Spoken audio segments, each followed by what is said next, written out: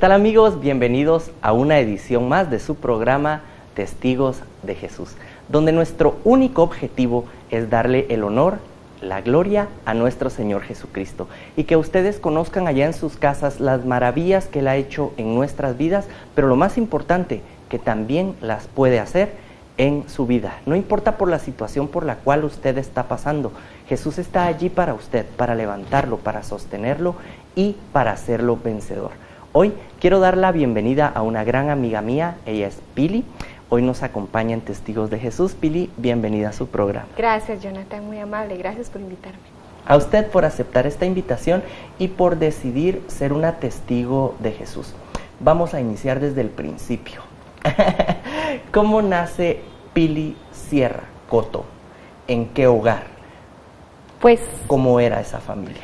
Pues mi familia, pues bendito sea Dios, yo nací en una familia integrada, pues era mi mamá, mi papá, y nací bajo unas circunstancias interesantes. O sea, mis papás pasaron muchas necesidades económicas y tenía una hermana, digamos, mayor que yo, y empecé a crecer, ¿verdad?, en un ambiente familiar donde había muchas carencias, muchísimas carencias, pero mucho amor. Yo me recuerdo que mis papás eran jóvenes, ¿verdad?, que no se habían terminado de graduar de la universidad, se enamoraron, cuentan su historia, ¿verdad?, pero ellos hacían cosas muy creativas. Yo creo que muchas veces en muchas familias a veces pasan por situaciones económicas tremendas cuando vienen los hijos, pero realmente el amor que había en esa familia era increíble. Yo me recuerdo que mi papá era dibujante porque todavía no era ingeniero, ¿verdad? Y él recortaba duroporte y nos ponía letras en el cuarto para decorar.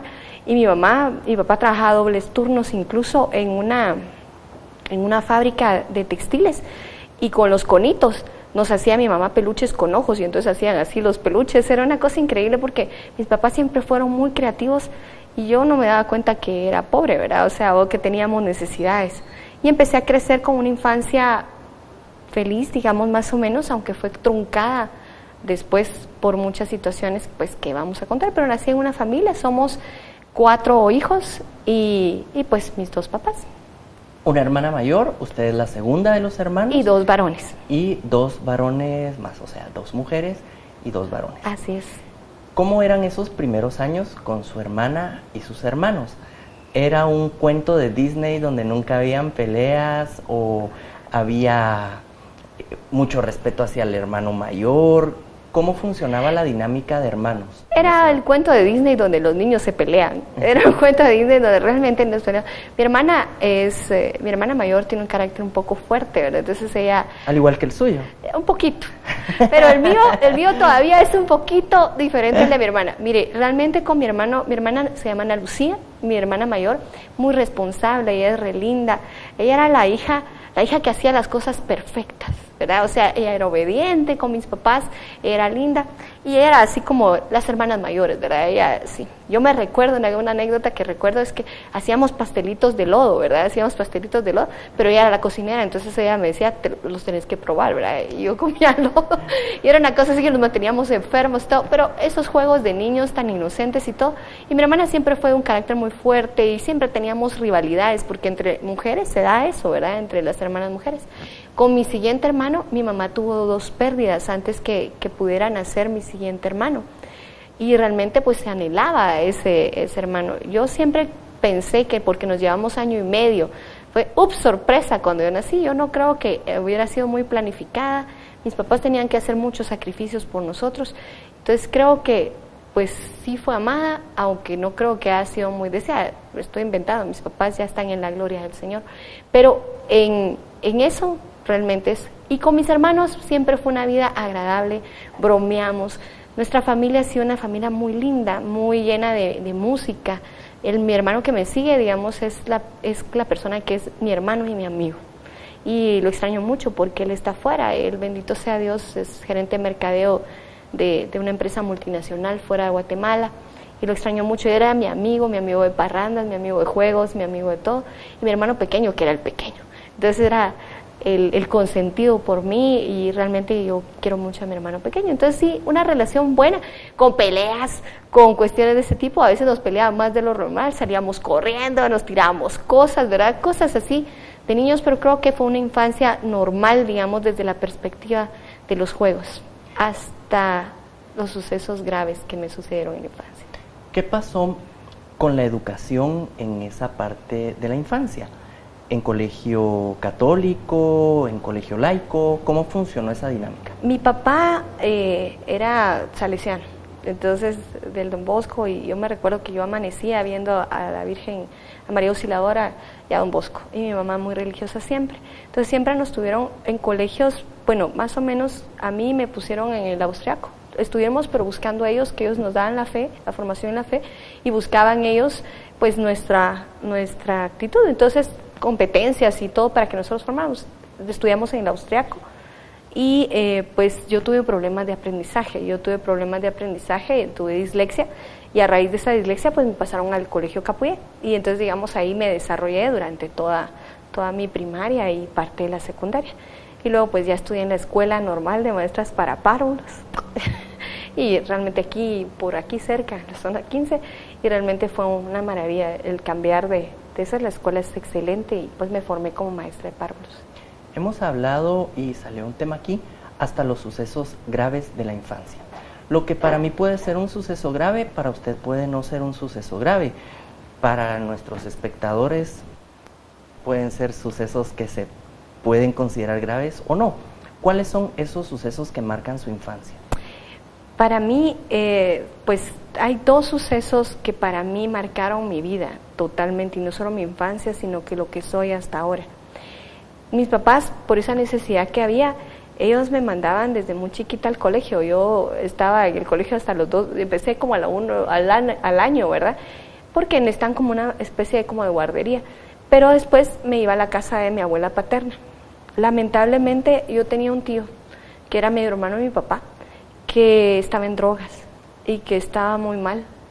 Y mi tío pues cometió muchos errores en la vida, y uno de los errores fue abusar sexualmente de mí. No hubo penetración, no hubo un abuso penetrativo, sino que otro tipo de abuso. Y cuando yo denuncié ese tipo de abuso, mi mamá pues no sabía qué hacer, nos separó obviamente de la casa de mi abuela, y del dolor y todo fue tremendo para mi mamá. Pero como era medio hermano de mi papá, mi mamá nunca se animó a decirle a mi papá lo sucedido. Y yo crecí con ese sentimiento de rencor en contra de mi padre, porque decía, ¿cómo es posible que él no me defienda y que su hermano hubiera valido más que yo? Entonces ese dolor humano que me acompañó durante mucho, porque cuando una niñita es abusada, o los que nos están observando, nos están viendo, probablemente han pasado por ese tipo de abuso, uno pierde el sentido de la vida, está amargado, está deprimido, se encuentra totalmente pues tímido, tiene miedo a vivir. Y yo me mantenía amargada y todo, más que con el problema de aprendizaje. Mi papá pues era un gran hombre y todo, pero yo estaba muy enojada con él porque él era muy violento. Él pues todo lo resolvía con gritarnos o con golpes, tanto que yo le tenía pánico a mi papá. Entonces mi papá era así, entonces él lo frustraba mucho, el hecho que yo no pudiera aprender a través del tema del aprendizaje. Mi papá nunca, o sea, yo nunca hablé del tema del abuso con mi papá, jamás. Y me enteré después, ¿verdad? Muchos años después, ya cuando era adulta, que mi mamá nunca se animó a decirle a mi papá lo que había sucedido para no crear un conflicto mayor. Sin embargo, un niño cuando pasa por un proceso de abuso y se anima a decirlo, y a nuestros amigos que nos están viendo, tiene que ser escuchado, tiene que ser apoyado y tiene que llevarse, porque si no ese niño crece con rencor, con odio, con resentimiento, como yo lo hice. Y mi vida estaba amargada, yo era una persona que se anuló, una persona que era un cascabel alegre y terminó anulada su infancia. Yo tenía miedo a todo, tenía terrores nocturnos, todo lo que sucede y que trae consigo un abuso. Y obviamente tenía pánico de eso. Me gustaría aquí hacer una pausa y pensemos en dos escenarios. En la casa, en este momento, hay una niña o un niño que está pasando por una situación similar. Por lo general, la mayoría de abusos se dan en el seno familiar. Así es. Con un familiar muy cercano. Pero en este caso, si este niño o esta niña nos está viendo y le desagrada cómo su tío la toca, la ve, la acaricia, ¿cuál es el paso lógico que debe dar el niño?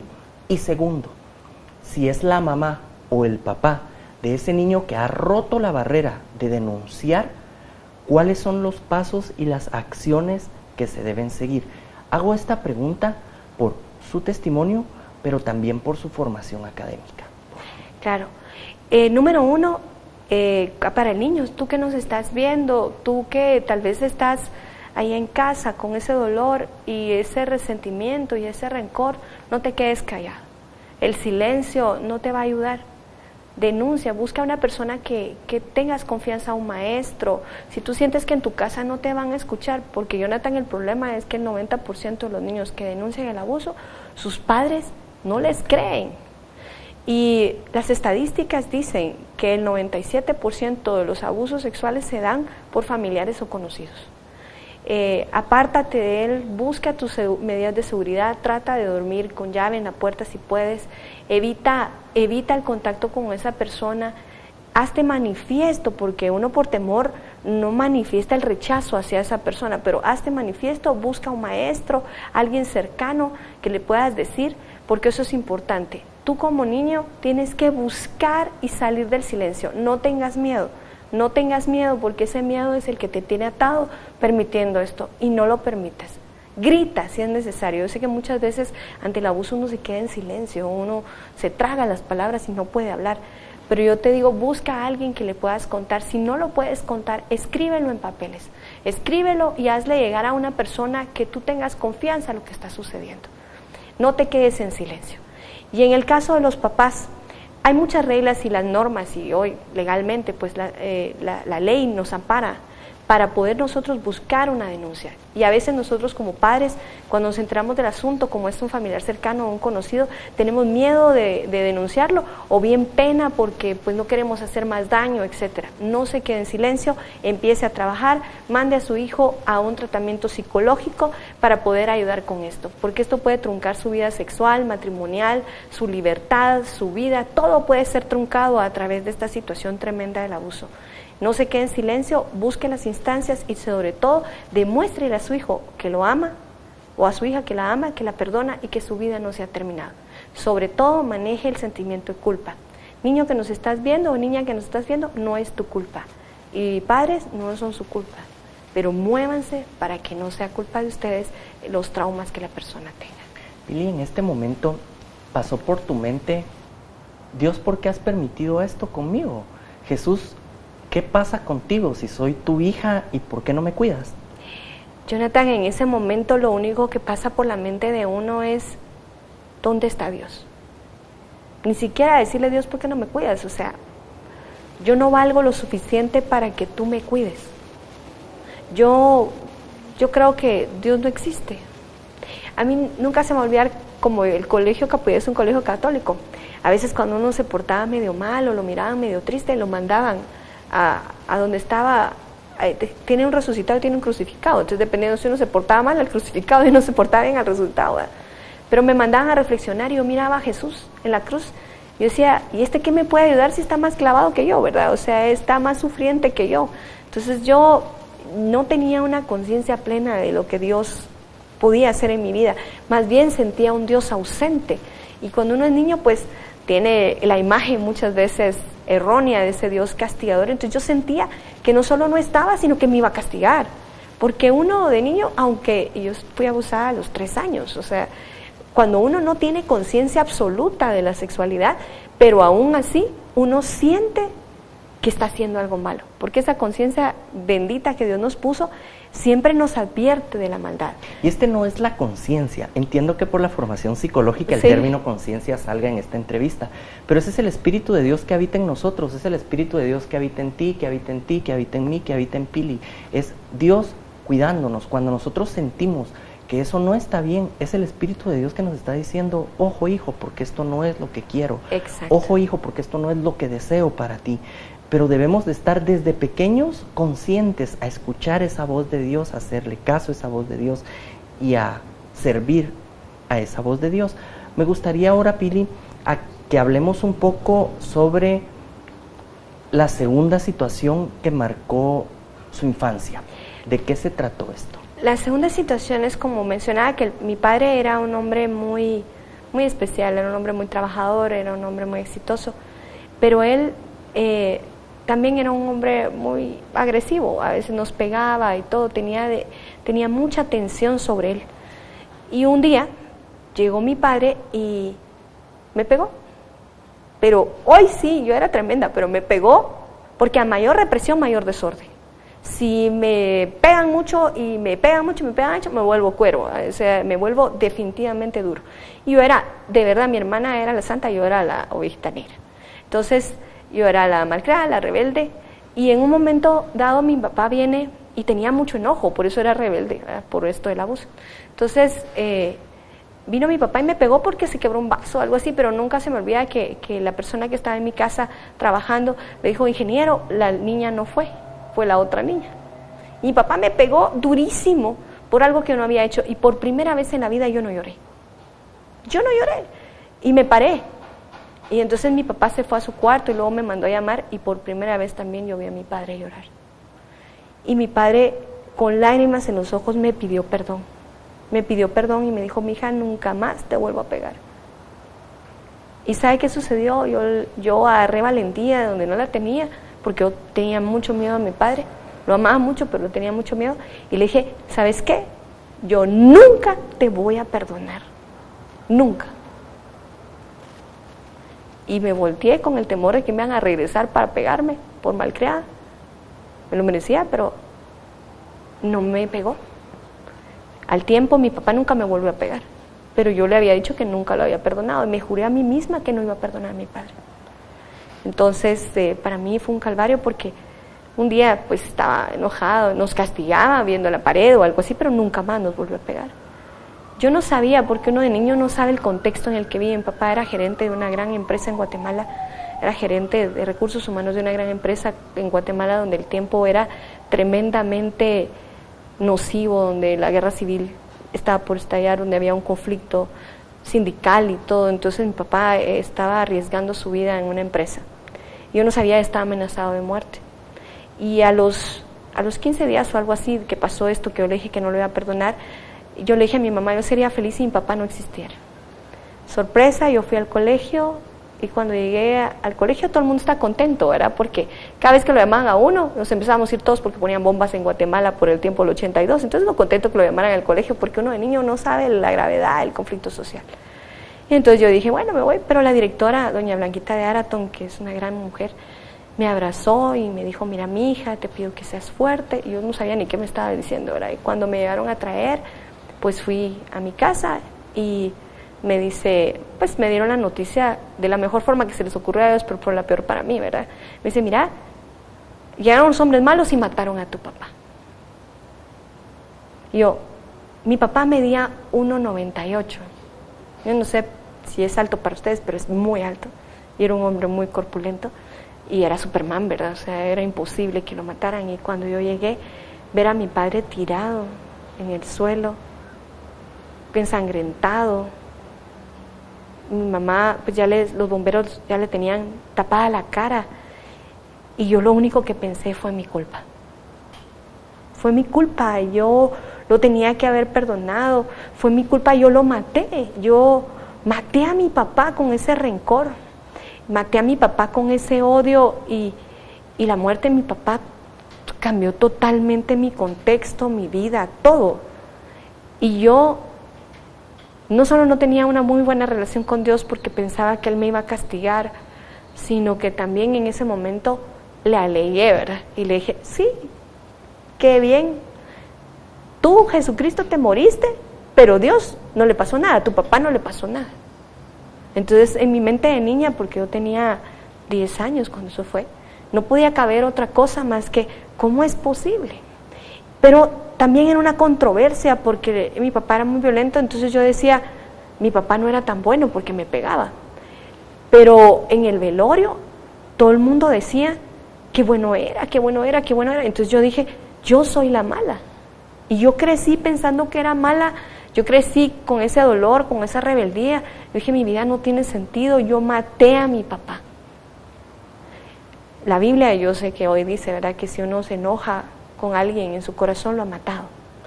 Pero yo maté a mi papá, o sea, yo yo nunca lo perdoné por eso. O sea, yo creo que no era que no lo perdonara por ese golpe, sino que no lo perdonaba porque no me había defendido, me sentía indefensa. Ahora entiendo todo lo que yo viví y pensaba que mi papá no me amaba, y eso para mí fue terrible.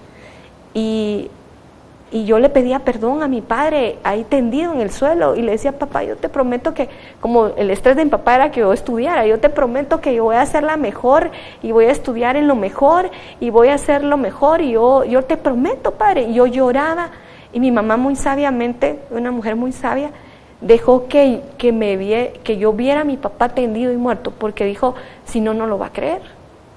Y definitivamente, si yo no va a venir, no lo hubiera creído. Entonces, esos besos fríos al cuerpo de mi papá inerte fue terrible. O sea, y fue frente a mi casa que lo acribillaron. La violencia es tremenda, y los conflictos sociales son tremendos y solo dejan dolor y muerte.